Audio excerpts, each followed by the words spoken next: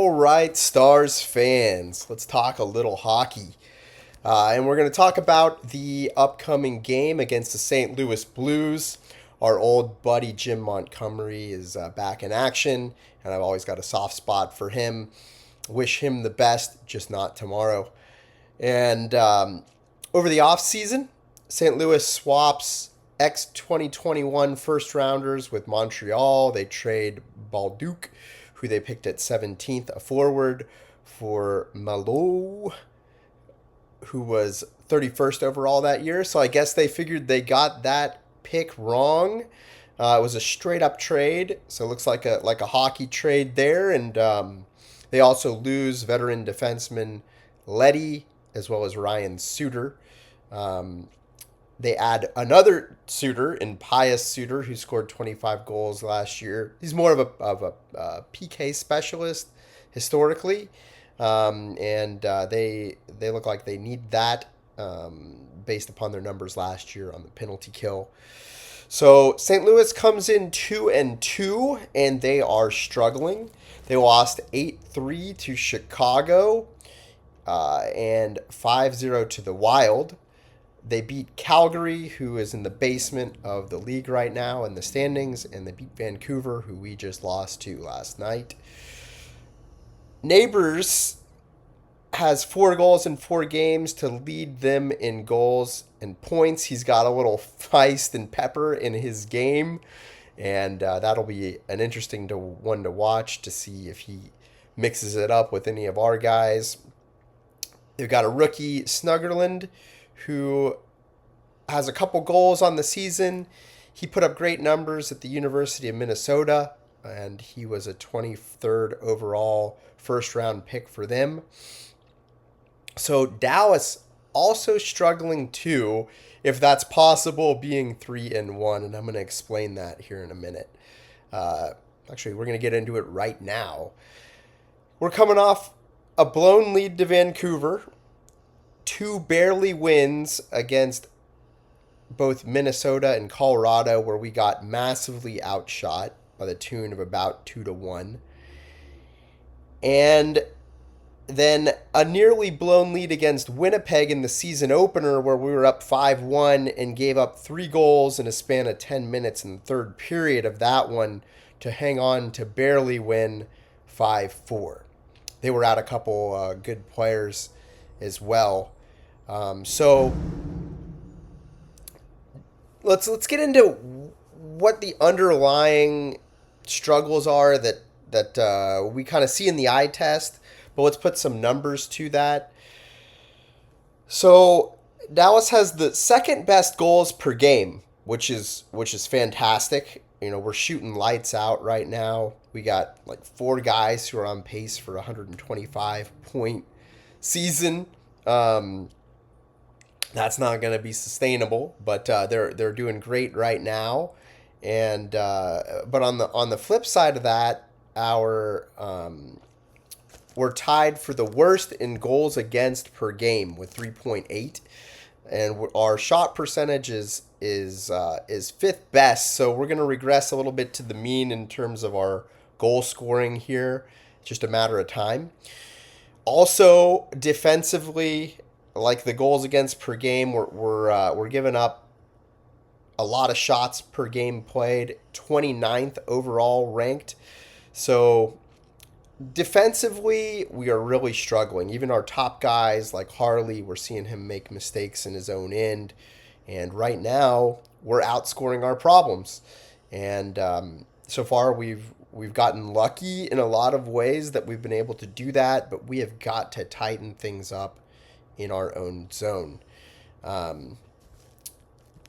Also, tonight, you got Roddick Faksa playing back in Victory Green, which I think he looks much better in than the blue and yellow that he sported last year.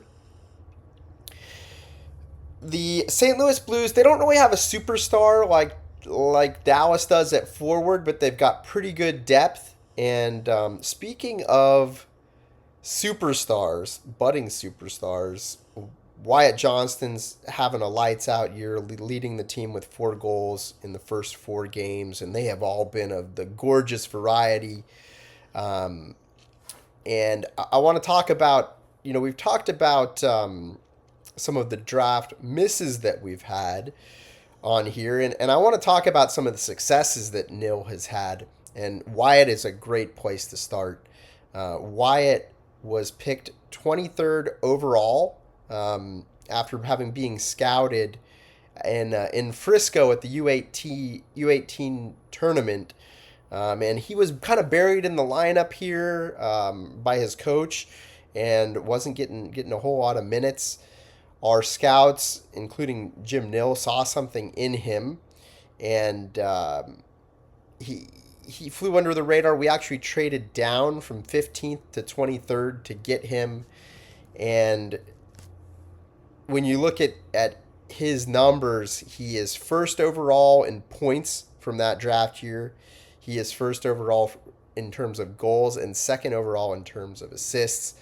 I think anyone, including probably Buffalo, who picked defenseman Owen Power first overall that year, would take Wyatt first overall, and that is incredible to find in the late first round. That's pretty rare. So awesome job by the scouting team on that one. Speaking of first rounders, St. Louis has a 22-year-old first rounder by the name of Holloway, who burst onto the scene as a rookie last year. 26 goals, 37 assists, 63 points, and he missed the playoffs with a hip injury that knocked him completely out. And so he's back in action. That'll be a player to watch. They've got Robert Thomas, who had 60 assists and 81 points last year, more of a playmaker. Jordan Kyrou is their top goal scorer, 36 goals and on the season, 70 points. They've got a fairly young team. Top line averages 26 years old. Other players in the top six are Vuknevich, Neighbors, Braden Shen, who's got a little grit in his game. And then on the back end, their top pairing is Fowler and Parayko. And we're going to talk about a draft miss now. It wasn't Nil. He wasn't here yet, but this was kind of the way we rolled before Nil got here. And if you're new to watching Stars hockey, you're probably very used to getting great draft picks like Wyatt Johnston. Later in then the second round, we even got another one in Stankoven at 47th overall that year. And Jim Nill did it before, where he got three players, basically built an entire team. He got Ottinger, he got Robertson, and he got Heiskanen all in the same draft as well. Just unreal drafting in that regard. But this was a year before Jim Nill, where we did kind of what our MO was and just completely dropped the ball. It was like watching monkeys fuck a football every time they drafted. And that year on my list, I was excited to see Fowler, who dropped to us. He was supposed to go top five on a lot of lists. On one list that I was looking at, he was third overall. And that year we picked. Let's see, we picked right before. That's right. So we picked 11th. Fowler went 12th. So he was there for us. And who did we decide to pick instead of the obvious pick being Fowler, being that we had just recently seen Zubov leave? We needed a offensive defenseman to take his spot, and it seemed like a no-brainer slam dunk. No, we decided to pick Jack Campbell instead. So Fowler comes in as an 18-year-old rookie right there several months after the draft, puts up 40 points his rookie season.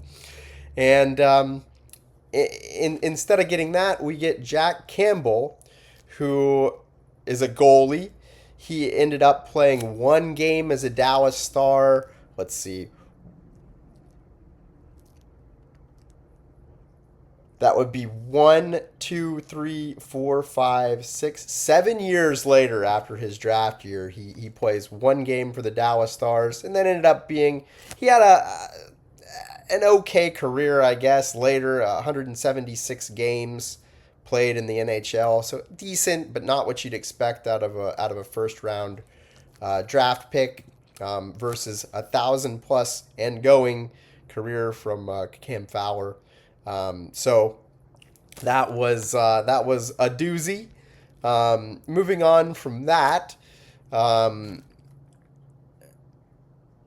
let's see. So there are other pairings. We've got Tucker and Falk, and then Broberg and Malou. So they're middle in the pack to just above middle in the pack in terms of both goals for and goals against this year for St. Louis. Their power play is 16th. Their penalty kill is 30th. So I'd like to see us expose their penalty kill with our hot power play, who is it's one of the bright spots that we've got right now. They're second overall at a clip of 38.5%. Now, going back to the defense related issues, our penalty kill is ranked 26th at 69%. So we need to get some things in order again on the back end, and Nasruddin, hopefully he's working some things out with the head coach to adjust the system. But those defensive errors, and both at even strength and on the PK, have got to stop. So, just like what we failed to do with Vancouver, we need to outscore them. And so I'll be looking for them to do that. It's going to be a great game. I love this rivalry between Dallas and St. Louis, so I'm looking forward to that one. If you want to reach me, have any questions, any requests for topics of discussion here, I can be reached at The Foil Hockey. That's TheFoil Hockey at gmail.com.